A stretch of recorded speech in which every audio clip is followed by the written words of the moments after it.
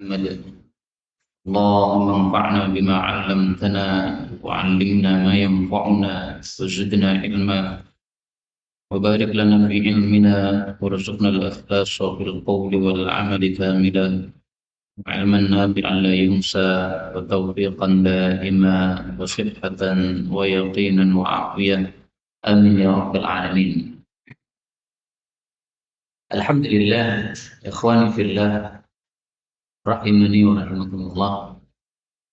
Kita lanjutkan pengajian kita Ar-Risalah Al-Jami'ah, karya salah satu ulama Yaman yang bernama Al-Syekh Al-Habib Ahmad Al-Habsyi rahimahullah ta'ala, yang sudah wafat pada tahun 1145 Hijriah. Dan sudah kita bahas kemarin tentang syarat-syarat sahnya melakukan salat. Syarat yang pertama yang sudah kita pelajari adalah bahwa melakukan salat wajib 5 waktu harus ma'rifatu dukhulil waqt, mengetahui masuknya waktu salat tersebut. Karena ibadah ada dua macam. Ada ibadah yang muaqqatah yang ditentukan waktunya, ada ibadah yang ghair muaqqatah yang tidak ditentukan waktunya. Ibadah-ibadah yang muaqqatah tidak sah kita lakukan di luar waktunya, kecuali ada dalil yang menunjukkan kepadanya. Termasuk di antaranya adalah salat 5 waktu. Berdasarkan kalam Allah Subhanahu wa taala di dalam Al-Qur'an, "Innas salata kanat 'alal mu'minina kitaban mawquta." Surat An-Nisa ayat 103. Sesungguhnya salat itu adalah bagi orang-orang beriman kewajiban yang mawquta, yang ditentukan waktunya.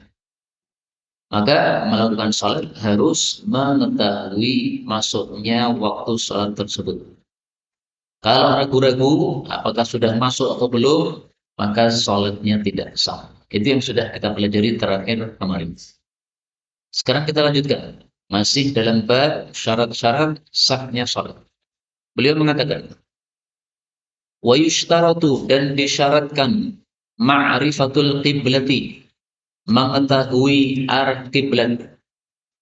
Wa yajibu, dan wajib, satrul aurati, menutupi aurat. Bisatirin, dengan satir atau penutup.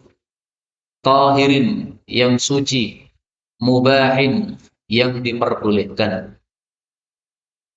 Wa yajibu, dan wajib, raf'u, melenyapkan, an-najasati, najis, min, dari, as-sawbi, baju, wal badani, dan tubuh, wal makani, dan tempat. Wa yajibu, dan wajib, alal qadiri, bagi orang yang mampu, ayyusalliya, untuk melakukan salat, al-fardhu, salat fardu atau salat wajib, qa'ima, dengan berdiri. Kaum muslimin rahimani wa rahimakumullah, beliau menyebutkan di sini syarat-syarat sahnya salat atau kewajiban-kewajiban yang harus dilakukan pada saat salat. Maka di antaranya adalah ma'rifatul qiblah, harus mengetahui arah kiblat. Karena itu sebelum melakukan salat kita harus cari tahu di mana kiblatnya. Kalau sudah tahu hadap kiblat, salat. Kalau belum tahu, tanya kepada orang di mana kiblat. Kalau tidak ada orang yang ditanya, maka kita ijtihad. Ini menurut saya kiblatnya ke arah sana. Nah, kita ijtihad. Bagaimana caranya ijtihad? Kalau kita mampir di satu masjid, maka cukup kita melihat di mana mihrabnya. Kalau mihrabnya menghadap ke arah sana, itulah berarti kiblatnya ke sana.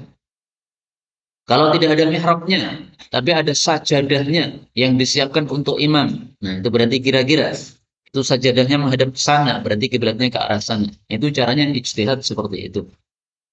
Kalau tidak ada tanda-tanda sama sekali, kiblat tidak ada, mihrab tidak ada, sajadah tidak ada, dan tidak ada orang yang bisa kita tanya, dan kita tidak membawa HP untuk mencari tahu di mana arah kiblat, karena ada aplikasinya itu kan untuk mencari arah kiblat mana.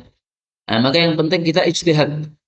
Menurut perasaan saya ini saya menghadapnya ke arah kiblat sana. Nah, silahkan ijtihad. Kalau sudah ijtihad, maka Anda sholat menghadap ke arah tersebut. Seandainya ijtihadnya salah ternyata, maka dimaafkan oleh Allah Subhanahu wa taala. Apa dalilnya dimaafkan oleh Allah Subhanahu wa taala? Dalilnya kalam Allah di dalam Al-Qur'an, fa aynama tuwallu fathamma wajhullah. Surat Al-Baqarah ayat 115. Walillahi, dan hanya milik Allah, al-masyriq wal maghrib, timur dan barat. Fa innama tuwallu, kemanapun kalian menghadap, fathamma wajhullah, di sanalah wajah Allah. Artinya, kalau seseorang sudah ijtihad, kemudian dia menganggap arah kiblat adalah sana, dia sholat menghadap ke arah sana, ternyata salah ijtihadnya, ternyata dia sholatnya menghadap ke arah timur. Nah, sholatnya sudah sah berdasarkan ayat ini. Maka ayat ini berlaku untuk orang-orang yang tidak tahu arah kiblat, kemudian dia berijtihad, ternyata ijtihadnya salah. Dimaafkan kesalahannya tadi karena tidak disengaja olehnya. Kemudian kaum muslimin rahimani wa rahimakumullah, termasuk perkara yang penting yang harus kita ketahui adalah bahwa kewajiban kita bukan menghadap kepada badannya kiblat, tapi cukup ke arahnya saja. Apa beda antara badan dengan arah? Badan berarti kita harus menghadap ke bodinya Ka'bah. Ini misalnya Ka'bah yang kotak ini. Nah, berarti kita harus menghadap ke bodinya. Itu kalau wajibnya menghadap ke arah bodi. Tapi kewajiban kita yang jauh dari Ka'bah cukup menghadap ke arahnya saja. Arah ada 4, ada timur, ada barat, ada selatan, ada utara. Nah, dari Indonesia, arahnya Ka'bah kemana? Arahnya Ka'bah adalah ke barat. Berarti kita orang Indonesia sholat cukup menghadap ke arah barat. Tidak wajib dimiring-miringkan sehingga lurus ke badannya Ka'bah. Nggak harus begitu.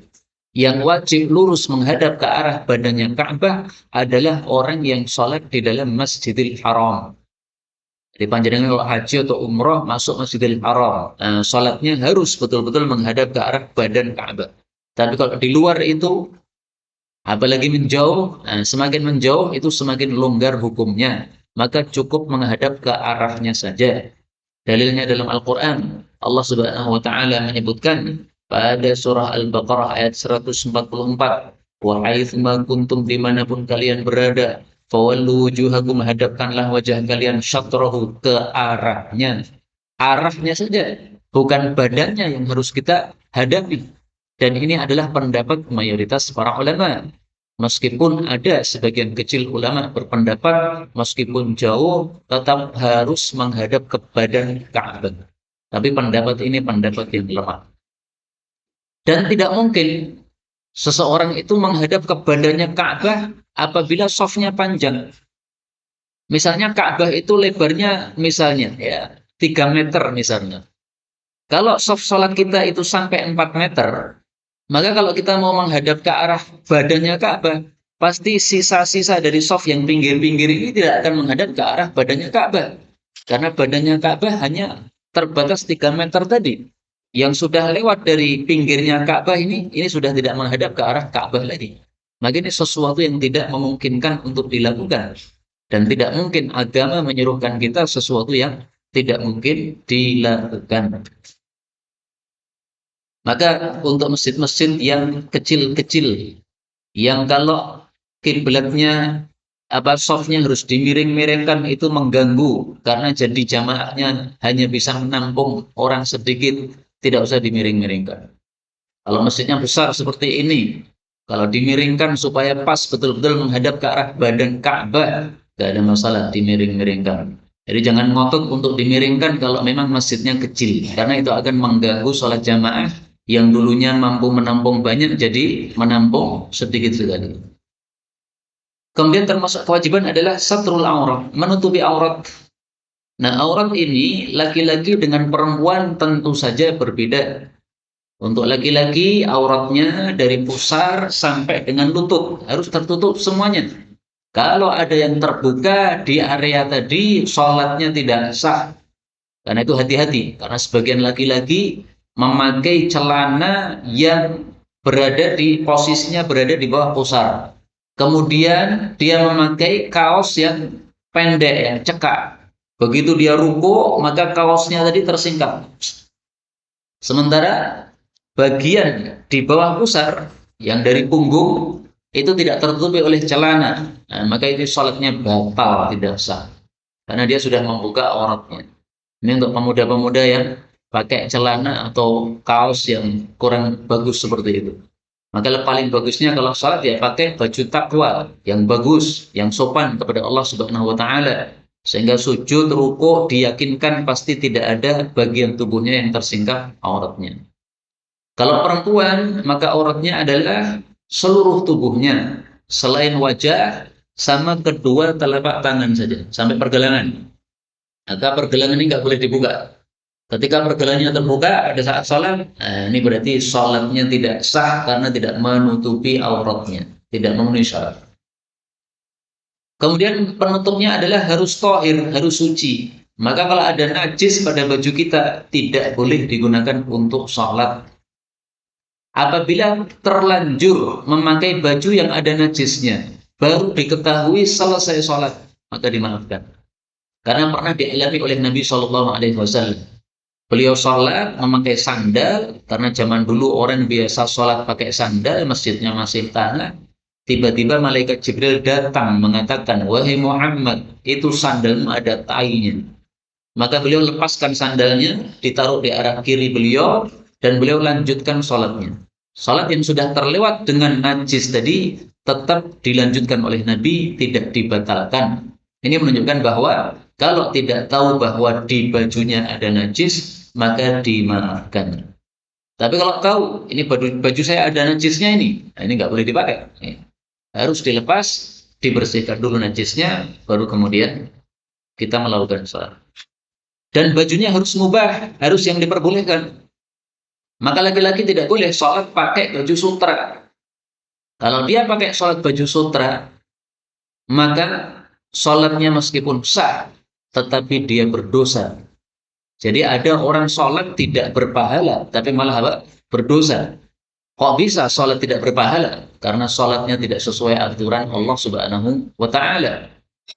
Atau seseorang pakai baju bukan sutra, tapi baju hasil maling. Maling baju milik orang, kemudian dipakai untuk sholat. Gimana ini? Sah tidak? Sah. Tetapi dia berdosa. Tidak berpahala, tapi malah berdosa. Karena pakaiannya bukan pakaian yang mubah. Tapi kalau perempuan pakai sutra untuk sholat, silahkan. Sutra bagi perempuan hukumnya dua. Kalau wanita itu masih hidup, maka mubah pakai sutra. Kalau dia sudah mati, maka makruh untuk dijadikan kain kafannya. Karena kalau sudah mati, sudah tidak perlu lagi berdandan kepada suaminya. Tapi ketika masih hidup, silahkan pakai sutra, tidak ada masalah perempuan. Kemudian wajib juga untuk melenyapkan najis dari tiga. Dari bajunya, dari badannya, dan dari tempatnya. Yang dimaksud tempat ini adalah tempat di mana tertempeli oleh tubuh kita pada saat kita sholat. Pada saat kita sujud misalnya, kan ada area yang kena wajah kita kan. Nah, itu adalah tempat yang wajib bersih dari najis. Ketika kita sujud ada area yang tertempeli oleh telapak tangan kita. Nah, ini adalah area yang harus suci dari najis. Kalau najisnya tidak berada pada tempat-tempat yang tertempeli oleh tubuh kita pada saat sholat, tidak ada masalah.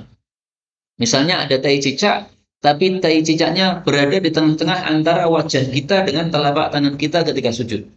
Sujud kan begini. Nah, maka tai cicaknya di tengah sini, masih sah, tidak ada masalah. Karena ini tempat yang tidak dipakai untuk sholat.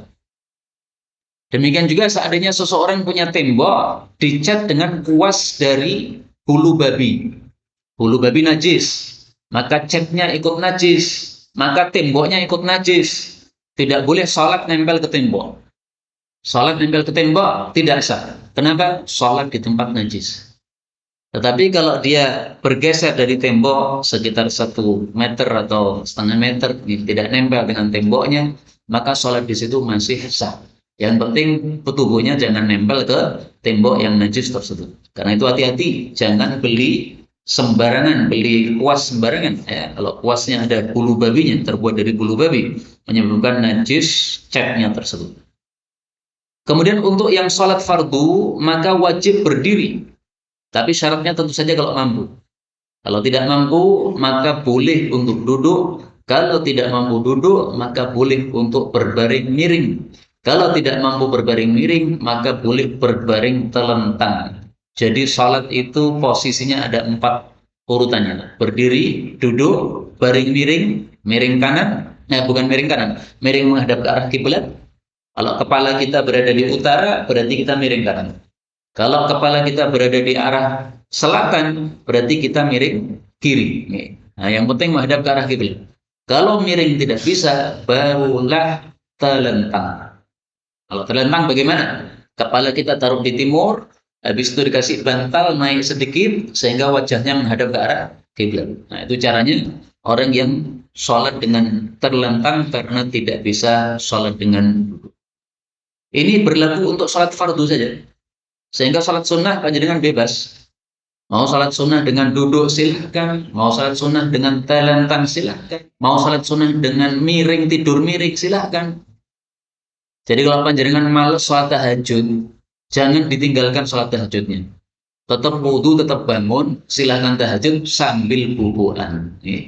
Disiapkan bantalnya miring. Allahu Akbar. Enak lagi. Nah, itu bisa sak jam isra kesal belas nih. Karena sholat sambil apa? Bubu. Tapi pahalanya cuma seperempat.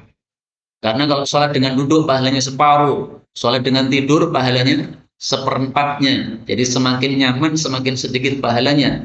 Karena Rasulullah SAW bersabda, Innama ajruki ala qadri nasobiki. Innama sesungguhnya tadalayan ajruki pahala yang kamu dapatkan, wahai Aisyah, ala qadri nasobiki sesuai kadar lelah kamu, wa nafaqatiki dan sesuai kadar nafkah yang kamu keluarkan. Hadis riwayat Hakim, derajatnya sahih. Rasulullah SAW juga bersabda, salatul jalis, salatnya orang yang duduk, ala nisfi, separuh pahalanya, min salatil qaim, daripada salatnya orang berdiri. Hadis riwayat Ahmad. Rasulullah SAW juga bersabda, salatuhu na'iman, salatnya orang yang dalam kondisi tidur, tidur maksudnya berbaring, alam nisfi, separuh, min salatihi qa'idan, dari salat yang dilakukan dengan duduk. Hadis riwayat Abu Dawud, derajatnya sahih. Tapi ini semuanya kalau tidak ada udzur. Tapi kalau ada udzur, misalnya antum karena sakit, biasanya sholatnya berdiri, tapi ada udzur, sakit nggak bisa berdiri. Nah, maka sholat pun dengan duduk tetap pahalanya sempurna. Tapi kalau tanpa udzur, jadi karena malas saja, sholat tahajud, wah enaknya ini duduk saja nih, lebih santai. Nah, di situ baru berlaku hukum ini, pahalanya separuh saja. Itulah yang disebutkan oleh beliau dalam bab ini, bab tentang syarat-syarat sah sholat. Kita lanjutkan sekarang bab furudus sholati, fardu-fardu sholat. Perkara-perkara yang wajib di dalam sholat. Yang pertama adalah an-niyatu, niat. Apa dalilnya? Dalilnya adalah sabda Nabi SAW yang sangat terkenal, innamal a'malu binniyati. Sesungguhnya tiada lain amal-amal itu dengan niat. Maksudnya sahnya amal dengan niat. Yang dimaksud di sini amal ibadah. Amal ibadah tanpa niat tidak sah. Sholat termasuk amal ibadah, tanpa niat tidak sah. Maka harus diniatkan. Kapan niatnya? Beliau mengatakan, wa takbiratul ihrami, dan takbiratul ihram ma'an niat, bersamaan dengan niat tadi. Jadi niatnya itu dimunculkan dalam hati pada saat kita mengangkat tangan mengucapkan Allahu Akbar. Sehingga kita melakukan 3 amal. Amalan pertama mengucapkan takbir Allahu Akbar. Ini amalan lisan. Amalan kedua mengangkat tangan. Ini adalah amalan arkan, amalan anggota tubuh kita. Amalan yang ketiga adalah muncul niat dalam hati. Ini adalah amal jinan, amalnya hati. Jadi ada amal lisan, ada amal arkan, ada amal jinan. Amalnya lidah, takbiratul ihram. Amalnya tangan, arkan, ini mengangkat tangan. Amalnya jinan, ini meniatkan dalam hati. Para ulama sepakat bahwa niat itu tempatnya di hati, sehingga tidak usah dilafalkan. Mayoritas para ulama berpendapat niat tidak perlu apa? Dilafalkan. Ini pendapat jumhur atau mayoritas para ulama. Maka ini pendapat yang lebih baik insyaallah taala. Cukup dimunculkan dalam niat. Diperselisihkan oleh para ulama, apakah niat yang dimunculkan ketika takbiratul ihram ini, apakah harus dari awal takbir ya sampai terakhirnya takbir Allahu Akbar? Apakah harus dari awal sampai akhirnya takbir itu? Ataukah cukup satu bagian dari takbir yang kita lafalkan?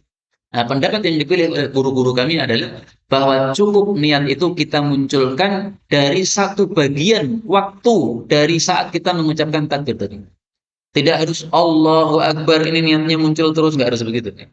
Yang penting Allahu Akbar, nah satu detik saja kita sudah memunculkan niat dalam hati, ini sudah cukup. Maka niatan dilakukan bersamaan dengan pertama kali kita melakukan suatu amal. Wudu, nah berarti awal kali kita melakukan wudu, itu niatnya dimunculkan. Salat juga begitu, awal kali kita melakukan salat, itu kita niatnya dimunculkan. Nah, salat kan dimulai dengan takbir, berarti niatnya pada saat takbir tadi. Kemudian yang ketiga, wa qiraatul Fatihah, membaca Al-Fatihah bil basmalah, dengan basmalah. Jadi menurut mazhab Syafi'i, basmalah termasuk Fatihah sehingga harus dibaca. Kalau tidak membaca basmalah, maka salatnya tidak sah. Rasulullah Shallallahu alaihi wasallam bersabda, "Kullu salatin, setiap salat, lam yuqra' fiha bi Fatihatil kitab, tidak dibacakan padanya surat Al-Fatihah, fahiya khidajun, maka salatnya adalah kurang, maksudnya tidak sempurna, maksudnya tidak sah." Karena Fatihah termasuk dari rukun salat, dan ini hadis sahih riwayat Ibnu Majah maupun yang lain-lainnya. Tapi saya jujur, masalah basmalah ini memang masalah khilafiyah. Mazhab Syafi'i mengatakan basmalah termasuk Fatihah. Mazhab Maliki mengatakan basmalah bukan termasuk Fatihah. Karena itu kalau ada orang salat tanpa basmalah, nah di sini apakah salatnya sah atau tidak? Para ulama berselisih pendapat. Kalau mazhab Syafi'i ditanya, dia mengatakan tidak sah. Kenapa? Belum pakai basmalah. Berarti Fatihahnya baru 6 ayat, belum 7 ayat. Padahal sepakat para ulama, Fatihah isinya 7 ayat.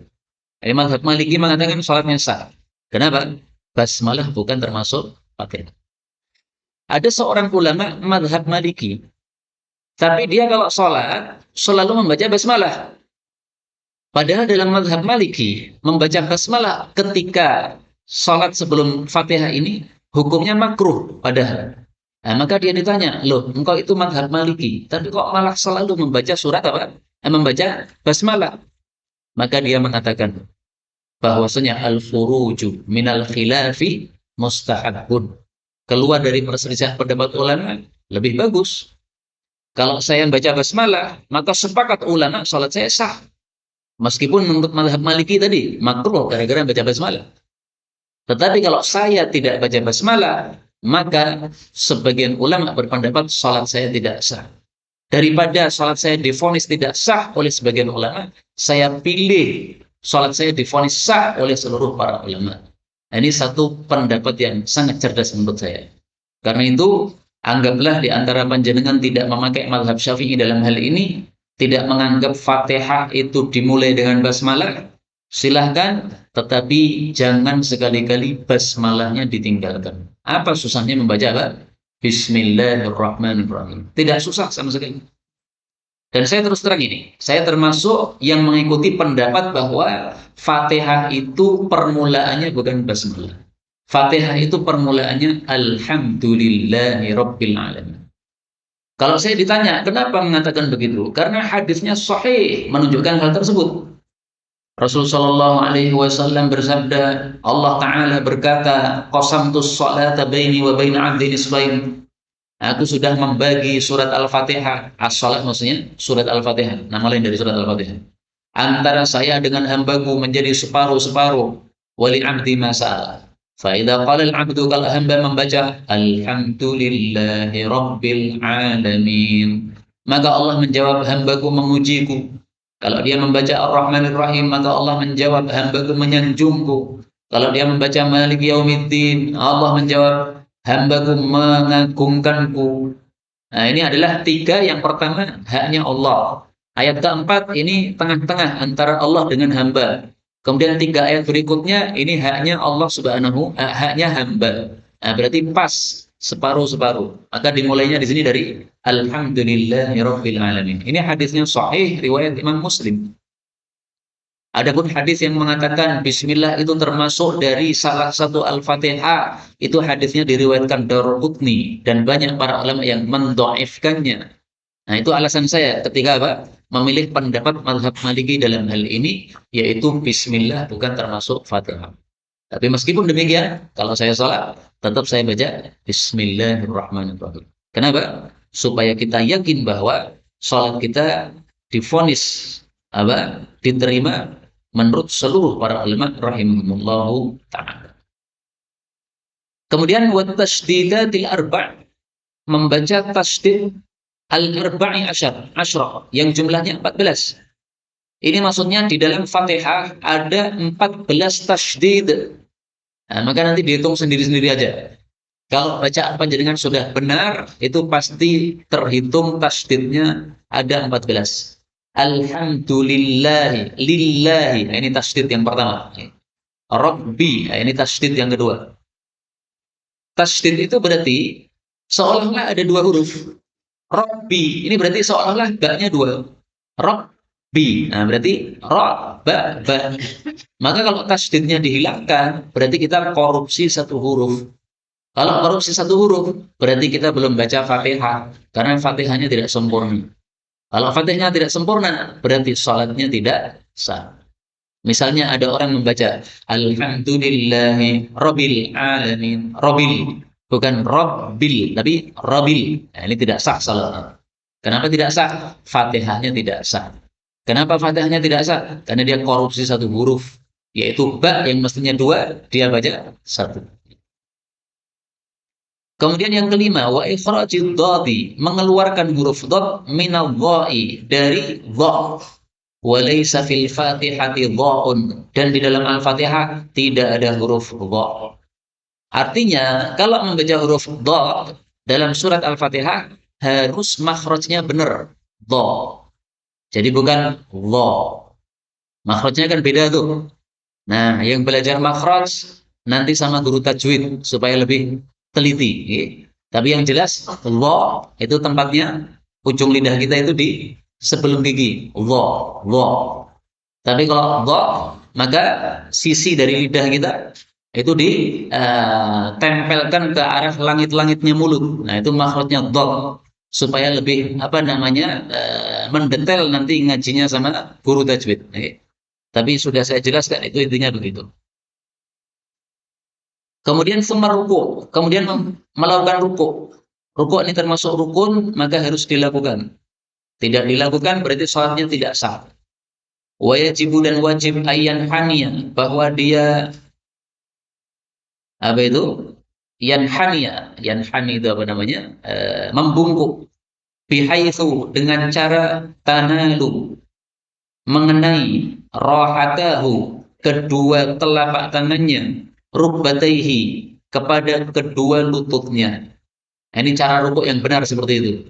Kedua telapak tangan nempel pada lutut. Boleh milih, boleh telapak tangan ini dibuka begini, ditaruh di bawah lutut jari-jarinya. Sehingga lutut berada pada tepat di area dalam telapak tangan kita. Atau boleh juga kita taruhkan jari-jari ini di belakangnya lutut. Di belakangnya lutut, jari-jarinya, ujung-ujung jarinya. Nah, boleh. Maka boleh seperti ini, boleh seperti ini. Oke. Kalau ini berarti di bawah lutut, kalau ini di belakang lutut. Dua-duanya dilakukan oleh Rasulullah Sallallahu Alaihi Wasallam. Maka jangan seperti sebagian orang, telapak tangannya terlalu turun di bawah lutut. Ini salah seperti ini. Wah, ini tangan saya panjang. Kalau tangan saya hanya di lutut, nanti punggung saya belum lurus. Nah, caranya jangan menurunkan telapak tangan. Telapak tangan tetap ditaruh di lutut. Caranya adalah ini ditekuk sedikit tangannya begini. Nah, ketika tangannya sudah kita tekuk, maka otomatis punggungnya akan turun. Maka jangan diubah-ubah posisi telapak tangan.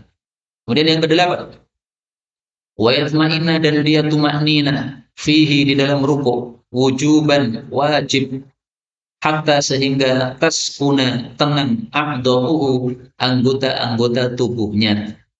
Jadi tumaknina termasuk dari rukun-rukun salat. Tumakninah itu artinya tenang. Tumakninah itu minimalnya seseorang membaca tasbih satu kali. Maka kalau panjenengan ruku, Allahu Akbar subhana rabbiyal azim, Allah sami Allahu liman hamidah, ini sudah tumakninah. Karena sudah satu kali membaca apa? Tasbih. Maka sholat minimalis adalah ketika kita melakukan sholat, melakukan tumakninah yang minimal. Boleh seperti itu, nggak ada masalah. Misalnya waktu qomat sudah mendekati, sudah akan tiba. Nah, kita pengen sholat sunnah supaya tetap bisa bersama imam takbiratul ihram, gimana? Nah, sholat sunnahnya yang cepat aja. Kalau menurut saya sholat sunnah 2 rakaat itu 2 menit cukup, Pak. Sholat sunnah 2 rakaat 2 menit cukup. Maka masjid-masjid yang ada jadwal iqamahnya itu kurang berapa menit dilihat. Kalau masih kurang 3 menit, itu masih cukup kita sholat sunnah 2 rakaat. Karena 1 rakaat 1 menit, kalau kita membaca di dalam rukuknya cuma 1 kali tasbih. Ketika sujudnya 1 kali tasbih. Subhan rabbiyal a'la dan Allahu Akbar rabbil firli, Allahu Akbar subhan rabbiyal a'la. Sekali-sekali aja, nggak ada masalah. Itu sudah tumaninah. Kemudian yang kesembilan, tsummal i'tidal. Kemudian i'tidal, yaitu berdiri lurus setelah rukuk. Yang ke-10, wa yatma'innu fihi dan dia tumakninah di dalam i'tidal wujuban, wajib juga. Sama. Dan ini adalah pendapat mayoritas para ulama. Madhab Hanafi saja yang mengatakan tumakninah bukan rukun. Sehingga menurut madhab Hanafi, sholat 23 rakaat 7 menit mungkin masih bisa sah. Karena tumakninah bukan termasuk apa? Rukun. Tapi pendapat yang benar adalah tumakninah termasuk rukun salat. Buktinya apa? Ada seorang sahabat Nabi salatnya tidak tumakninah, oleh Nabi disuruh mengulangi lagi. Nabi mengatakan fa innaka lam tusalli, kamu belum salat. Berarti salatnya seolah-olah belum ada sama sekali, tidak sah. Seandainya salatnya sah, tidak mungkin Nabi menyuruhnya mengulangi. Karena berarti ini membebani kepada sahabat Nabi SAW. Nah, tapi ketika disuruh mengulangi, berarti sholatnya belum sah. Kemudian summa sujudu, kemudian melakukan sujud marrataini 2 kali. Wal julusu dan duduk bainas sajdataini di antara 2 sujud. Wa yatma'innu dan tumanina wujuban wajib fil kulli dalam semua itu. Semua itu maksudnya sujud 2 kali dan duduk di antara 2 sujud tadi. Semuanya harus tumanina.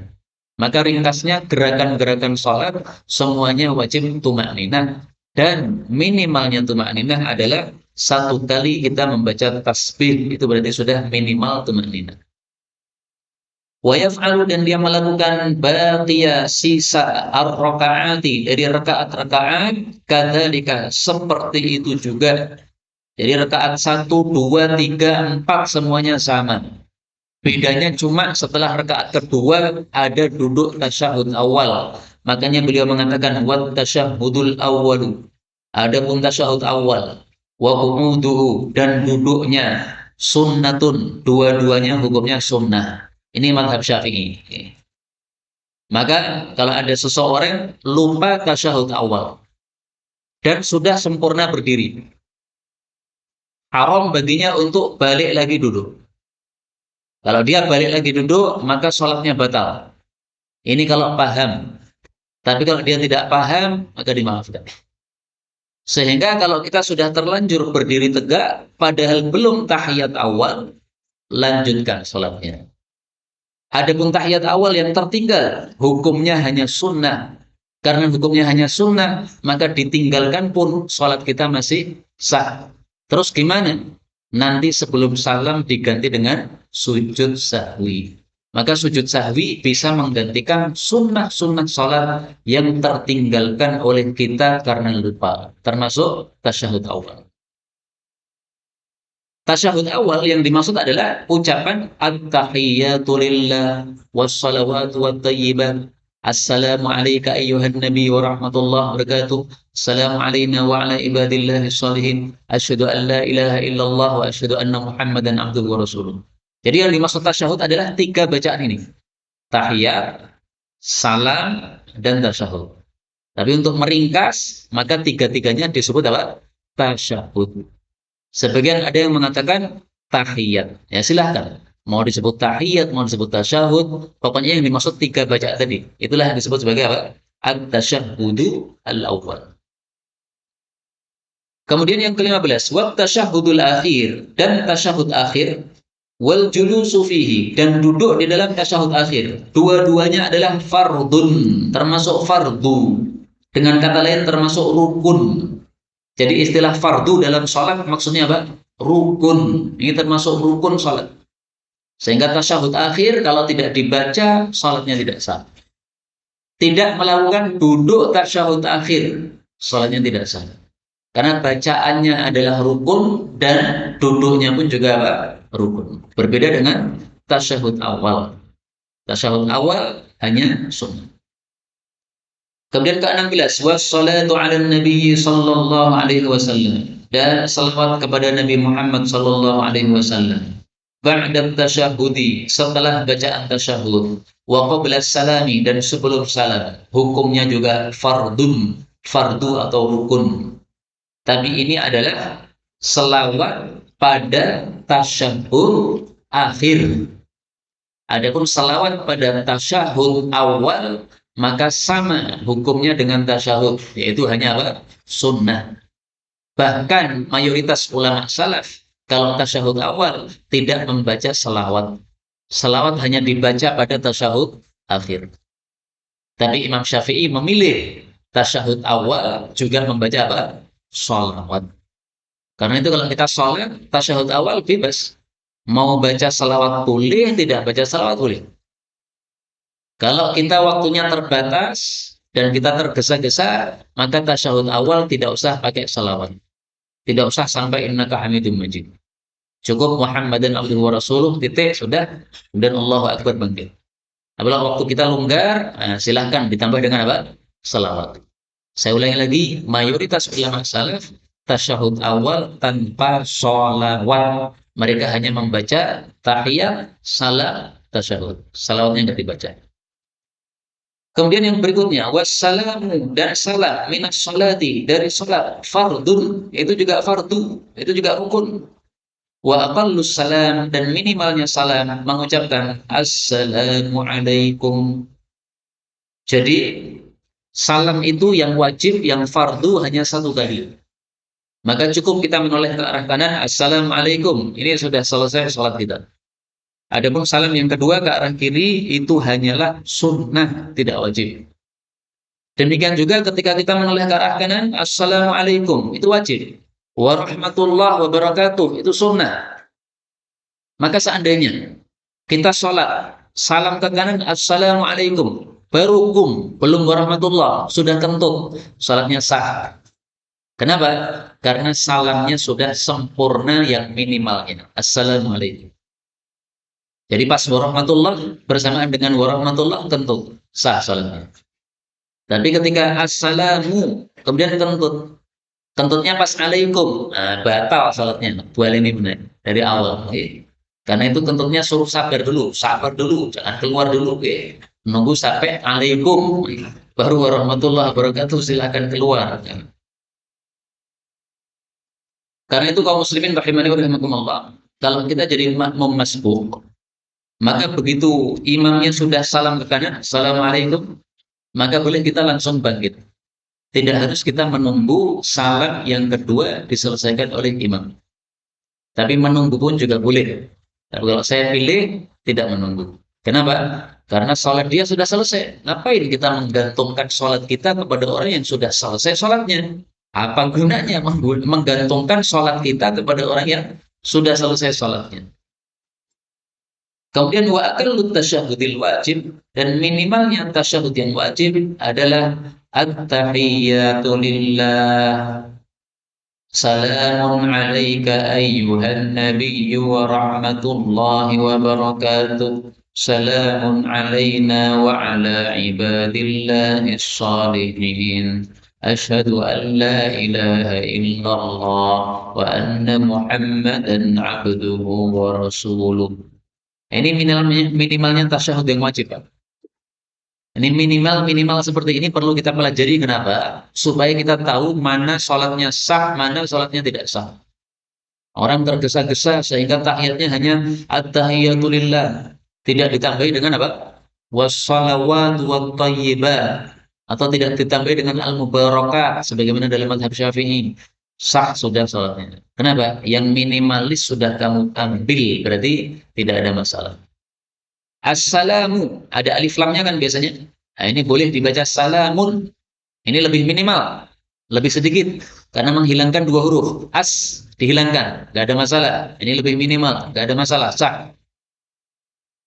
Kemudian sebagaimana yang sudah saya jelaskan dulu, salamun alaika ini boleh diganti assalamu ala nabiyyi wa rahmatullahi wa barakatuh. Karena para sahabat Nabi setelah Nabi wafat, mereka mengubah salam kepada Nabi. Mereka tidak mengatakan assalamu alayka ayuhan nabi, tapi mereka mengatakan assalamu ala nabiyyi wa rahmatullahi wa barakatuh. Maka bebas. Mau pakai assalamu alayka ayuhan nabi silahkan, sebagaimana ajaran Nabi. Mau pakai assalamu ala nabi juga silahkan, sebagaimana dilakukan para sahabat sepeninggal Nabi wafat. Kemudian wa aqallus salati 'alan nabi. Minimalnya salawat kepada Nabi adalah Allahumma shalli 'ala Muhammad. Nah, ini minimal. Maka membaca salawat untuk keluarga Nabi Muhammad tidak wajib. Biasanya kan Allahumma shalli 'ala Muhammad wa 'ala ali Muhammad. Itu tidak wajib. Ini fungsinya sama dengan tadi, supaya kita tahu mana salat yang sah, supaya mana yang tidak sah. Dan supaya kita bisa sholat yang cepat, kalau memang kita memerlukan cepat, maka sholatnya diminimalkan. Yang penting sah, supaya kita tidak terganggu aktivitas yang lain. Misalnya seseorang gara-gara sholatnya terlalu lama, akhirnya ketinggalan kereta. Nah, kan susah ini ketinggalan kereta. Apalagi tas kita sudah ada di dalam kereta, kita turun di tempat berhentinya kereta, kemudian sholat di situ. Terlalu lama sholatnya, akhirnya kereta berangkat, kita belum naik. Nah, ini mandorot kayak begini. Nah, maka ilmu seperti ini berfungsi untuk kondisi-kondisi seperti itu, supaya kita ngerti mana sholat yang sudah sah meskipun minimal. Wayang bagi dan pantas, ayat dia bahwa dia melakukan bis sunnah sholat. Jami'ha semuanya. Wahia dan dia sunnah-sunnah itu katsiratun jidda, banyak sekali. Ringkasnya, di dalam sholat itu ada 3 macam yang kita lakukan. Ada rukun, disebut juga fardu, ada sunnah, ada hay'ah. Kalau rukun ditinggalkan, sholatnya tidak sah. Maka Fatihah tidak dibaca, sholatnya tidak sah. Sholat tanpa tumaninah, sholatnya tidak sah. Kalau yang sunnah ditinggalkan, maka bisa diganti dengan apa? Sujud sahwi. Misalnya lupa tahiyat awal, bisa diganti sujud sahwi. Misalnya lagi tidak membaca qunut subuh, karena qunut subuh untuk mazhab Syafi'i adalah apa? Sunnah. Nah, bagi yang berpendapat qunut subuh sunnah, maka ketika tidak qunut subuh diganti dengan sujud sahwi. Bisa diganti dengan sujud sahwi. Kalau hay'ah, maka hay'ah kalau ditinggalkan, maka tidak diganti apa-apa dan sholatnya sudah sah. Hay'ah itu apa? Hay'ah itu adalah sunnah-sunnah yang dilakukan di dalam sholat yang menyertai rukun. Misalnya ketika rukuk ini kan rukun kan? Ketika rukuk kita membaca apa? Subhana rabbiyal azim. Nah, bacaan Subhan Rabbiyal Adzim ini namanya hay'ah. Kenapa? Ini adalah sunnah yang menyertai rukun. Nah, sunnah yang menyertai rukun disebut apa? Hay'ah. Nah, kalau kita sudah ngerti 3 ini, enak kita. Mana yang harus diganti sujud sahwi, mana yang tidak bisa diganti sujud sahwi, mana yang tidak perlu diganti sujud sahwi. Kalau rukun nggak bisa diganti sujud sahwi. Kalau sunnah bisa diganti sujud sahwi. Kalau hayat tidak usah diganti dengan sujud sahwi. Selesai. Ringkas malam salat. Baik, kemudian wayang bagi dan pantas al-imtina memperhatikan bil ikhlas untuk ikhlas wa dan dia ikhlas adalah al-amal beramal lillahi untuk Allah wahdahu sendiri. Karena kalau salat tidak ikhlas, maka tidak diterima oleh Allah Subhanahu wa taala. Syarat amal diterima ada dua. Yang pertama al-ikhlas. Yang kedua al-mutaba'ah. Dalil bahwasanya salat harus ikhlas adalah kalam Allah di dalam Al-Qur'an. Allah mengatakan wa idza qamu ila sholati qamu kusala yura'una an-nasa wa la yadhkuruna Allah illa qalila. Demikian juga Allah mengatakan wa ma mana'ahum an tuqbala minhum nafaqatuhum illa annahum kafaru billahi wa bi rasulihi wa la yatuna as-salata illa wa hum kusali wa la yunfiquna illa wa hum karihuna. Di sini orang-orang munafik, kenapa sholatnya tidak diterima oleh Allah? Karena mereka sholatnya dalam kondisi malas, hanya karena riya saja, tidak karena Allah. Ini sebab tidak diterimanya amalan orang-orang munafik, yaitu tidak ikhlas. Dalil bahwasanya sholat harus mutaba'ah. Mutaba'ah itu maksudnya sesuai sunnah, sesuai cara Nabi melakukan sholat. Kalau sholat kita ikhlas tetapi tidak mutaba'ah, tidak diterima. Kalau sholat kita mutaba'ah tapi tidak ikhlas, juga tidak diterima. Nggak ada pahalanya. Contohnya apa? Sholat yang tidak mutaba'ah. Di Jakarta ada seseorang sholat, setiap kali ganti rakaat itu maju satu shaf. Jadi shaf mulainya dari shaf keempat, kalau sholat duhur, ya. Berada di shaf keempat. Nanti rakaat kedua maju shaf ketiga. Rakaat kedua maju, rakaat ketiga maju shaf kedua. Rakaat keempat maju shaf pertama. Seperti ini sholatnya tidak diterima oleh Allah. Karena dilakukan dengan cara yang tidak diajarkan oleh Rasulullah SAW. Dua syarat ini. Kemudian wayang bagi dan pantas al-hudur untuk hadir hatinya. Wahwa hudur adalah ayya'laman, dia menyadari bima yaqul, apa yang dia ucapkan, wa yaf'al, dan apa yang dia lakukan. Di sholat kita harus fokus. Ini lagi menghadap Allah, lagi bicara sama Allah. Sehingga kita akan mengucapkan Allahu Akbar, diresapi, Allah Maha Besar. Berarti semua masalah itu kecil semuanya. Sebesar apapun masalah yang kita hadapi dalam kehidupan dunia ini, kalau dibandingkan sama Allah, kecil, nggak ada nilainya. Kenapa? Karena Allah Maha Besar. Kalau Allah menghendaki sesuatu cukup pun selesai masalah kita. Nah, maka harus diresapi begitu. Kalau meresapi begitu, insya Allah segala perbuatan atau segala sesuatu yang menakutkan kita akan jadi mudah. Diancam akan dibunuh, diancam akan ditangkap dan sebagainya, jadi ringan rasanya. Kenapa? Allah Maha Besar, kamu semuanya lemah. Wal khusyuk juga pantas untuk khusyuk. Wa huwa khusyuk adalah sukunu, tenangnya anggota-anggota tubuh. Wa hudurul qalbi, disertai hadirnya hati. Wa tadabburul qiraati, disertai tadabbur qiraat Al-Qur'an. Wa tafahumuha, dan memahami bacaan Al-Qur'an. Fa innama, karena sesungguhnya tiada lain, yataqabbalullah, Allah menerima minas sholati, dari sholat kita, biqadri, sekadar atau sekira al-hudur, kehadiran hati kita. Jadi hadirnya berapa persen itulah yang diterima oleh Allah. Sholat 10 menit, hadirnya hati 1 menit, itulah yang diterima oleh Allah. Yang 9 menitnya nggak diterima, tetapi sudah menggugurkan kewajiban sholat kita. Sholat duhur berapa menit? 10 menit. Khusyuknya berapa menit? 5 menit. Nah, berarti yang diterima Allah 5 menit. Yang 5 menit tidak diterima, tetapi menggugurkan kewajiban sholat duhur kita. Dalilnya apa? Rasulullah SAW bersabda, Innar rajul la yansharif, sesungguhnya orang itu buyar dari sholatnya. Wa ma kutiba lahu, tetapi tidak dicatat dari sholatnya kecuali hanya 1/10-nya. atau 1/9, atau 1/8, atau 1/7, atau 1/6, atau 1/5, atau 1/4, atau 1/3, atau setengahnya saja. Hadis riwayat Abu Dawud. Nah, dijelaskan oleh Ibnu Abbas, ini maksudnya sesuai kadar khusyuknya. Khusyukmu berapa itu yang dinilai oleh Allah. Yang tidak khusyuk nggak dinilai. Berarti hukum khusyuk apa hukumnya? Wajib atau sunnah? Nah, ini diperselisihkan ulama ini. Sebagian ulama berpendapat wajib. Kenapa? Karena kalau tidak khusyuk nggak diterima oleh Allah, tidak ada nilainya di depan Allah, berarti wajib. Tapi tampaknya penulis kitab ini berpendapat khusyuk hukumnya bukan wajib, maka beliau mengatakan di sini yang bagi pantas. Beliau tidak mengatakan yajibu, wajib. Berarti beliau mengikuti pendapat yang mengatakan khusyuk tidak wajib.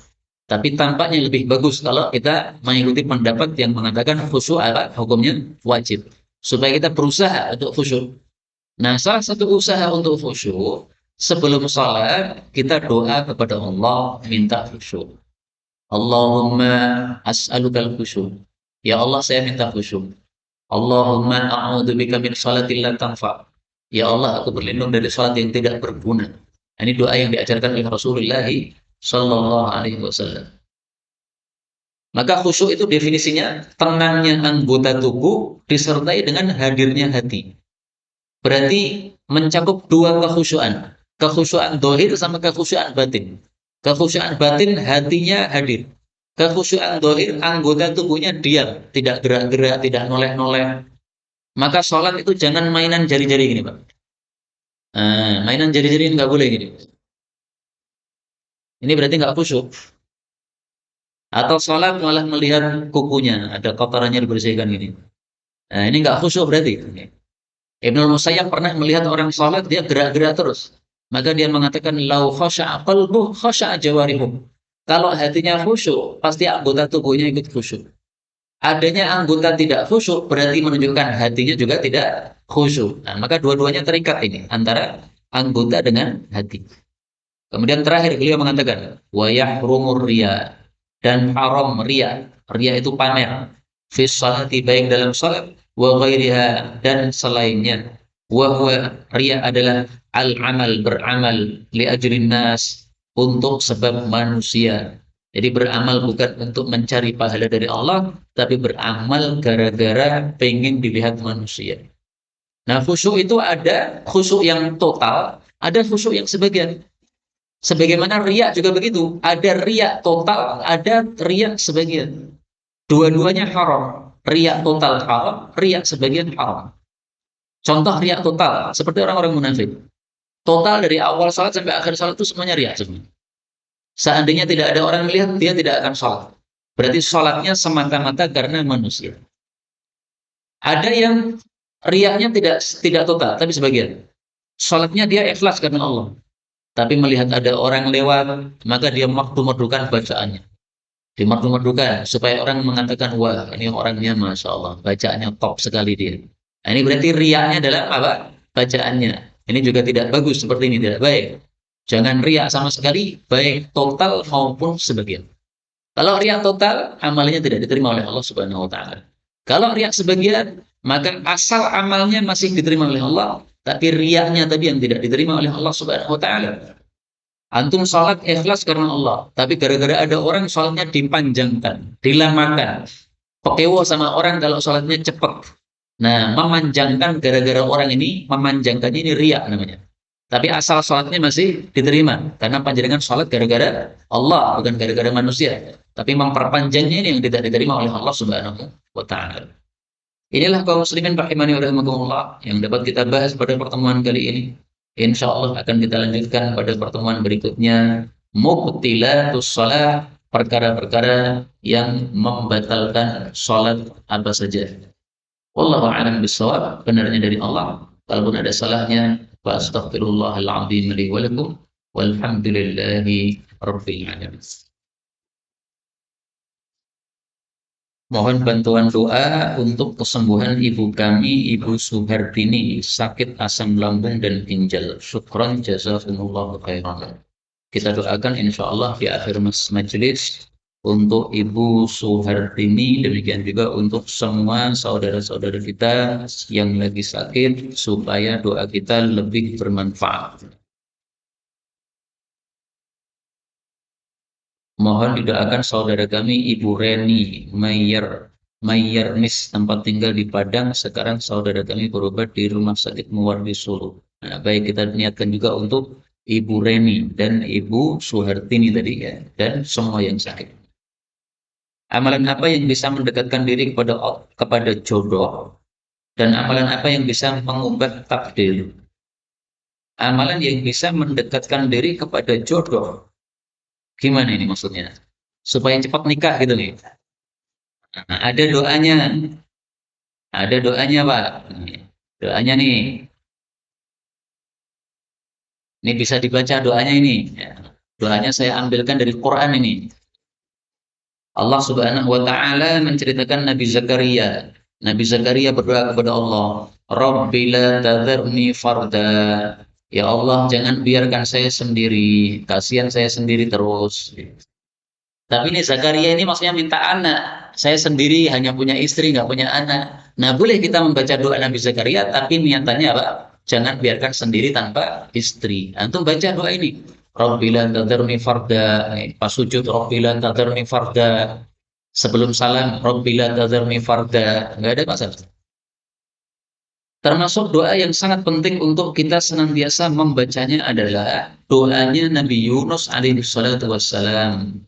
Karena doanya Nabi Yunus sebagaimana dikatakan oleh Rasul sallallahu alaihi wasallam, "Idza nazala bi rajulin minkum karbun aw bala'un," kalau seseorang mengalami susah atau musibah dari perkara dunia, kalau dia berdoa dengannya pasti akan dilonggarkan oleh Allah. Yaitu doanya Nabi Yunus, la ilaha, kita baca, la ilaha illa anta subhanaka inni kuntu minadh dhalimin.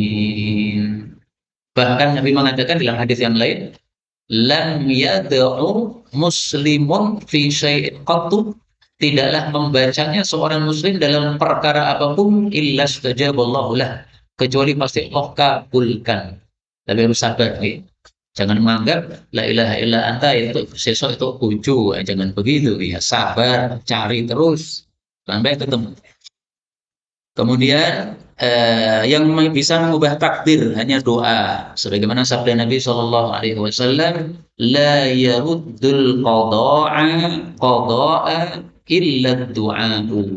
Tidaklah bisa menolak takdir atau qada, sama ya hadisnya sama-sama sahih, illa doa, kecuali doa saja. Hadis riwayat Ibnu Majah, derajatnya sahih, disahihkan oleh Ibnu Hibban dan Hakim. Saya tanya kemarin, saya melihat pada kitab Riyadhus Shalihin hadis 1106, apa maksud dari kata-kata ka'annal adzan fi udhunaihi, seolah-olah azan pada kedua telinga Nabi sallallahu alaihi wasallam. Nah, saya tampilkan hadisnya ya supaya semuanya bisa membacanya. Ini berkaitan dengan sholat Nabi Shallallahu Alaihi Wasallam pada waktu subuh.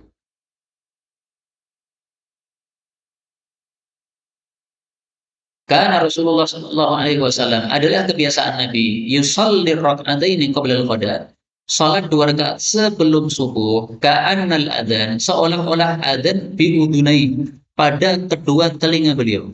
Maksudnya apa? Maksudnya beliau salat sunnah 2 rakaat sebelum subuh dengan cepat, seolah-olah seperti orang yang sedang mendengar adzan, maka dia segera mencepatkan apa? Salatnya. Nah, maka dijelaskan oleh para ulama, kinayah ayat takhfif, maksudnya itu meringankan salatnya.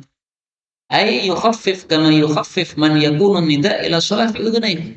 Seperti orang yang meringankan salatnya ketika mendengar suara azan atau suara qomat lebih tepatnya.